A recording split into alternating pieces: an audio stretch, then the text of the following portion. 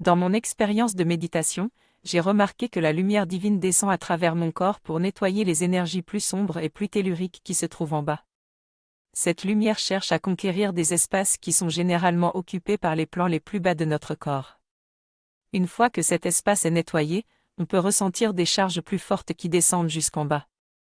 Mais si cet espace n'est pas rechargé par la lumière, il sera automatiquement reconquis par les plans d'inconscience. Pour éviter cela, il est important de maintenir une ouverture du cœur et d'aligner notre énergie. En méditation, j'ai également senti la présence d'une sphère de lumière à ma gauche, qui petit à petit est devenue de plus en plus grande. C'est important de rester attentif à ces sensations et de cultiver une relation avec la lumière divine. Je ressens une sorte de sensation d'extase au niveau de mon corps vital, même au niveau de la peau. J'ai réalisé que c'était une partie de moi-même, comme un organe spirituel en formation depuis plusieurs mois ou années dans les corps subtils.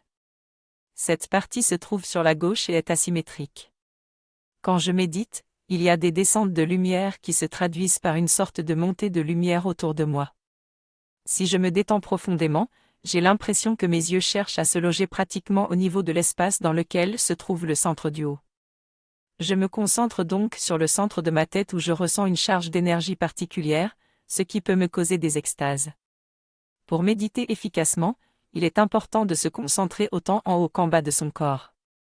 Si l'on se concentre trop en haut, on risque de recevoir des énergies qui ne sont pas adaptées à notre enracinement et qui peuvent causer des incohérences au niveau des pensées et de la vision existentielle de notre vie. Lors de la méditation, je tâche ainsi de me concentrer sur les sensations dans le bas de mon corps, notamment au niveau des jambes et de la respiration abdominale, tout en appelant le plan supérieur de la paix pour éviter les énergies trop fortes. Au fil des pratiques, j'ai pu atteindre une étape de désidentification inconsciente, où je ne ressentais plus du tout mon corps physique.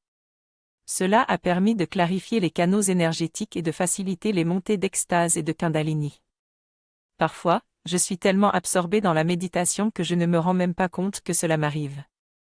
Cette vidéo m'explique l'importance de la confiance en soi et en la présence divine dans la pratique de la conscience et de la magie.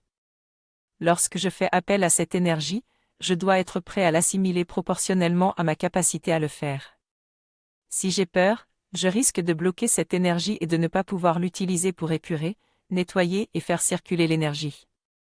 Ce nettoyage peut se faire sur différents plans et peut amener une connexion à l'énergie tout au long de la journée. Il est également important d'avoir foi et confiance en la présence divine lorsque je crée quelque chose, même par intention, pour que cela ait une résonance particulière et impacte positivement ma réalité. Le doute peut être un poison qui empêche la foi de se mettre en place et bloque la confiance en soi. Il est donc crucial d'avoir confiance en la présence divine plutôt qu'en soi-même.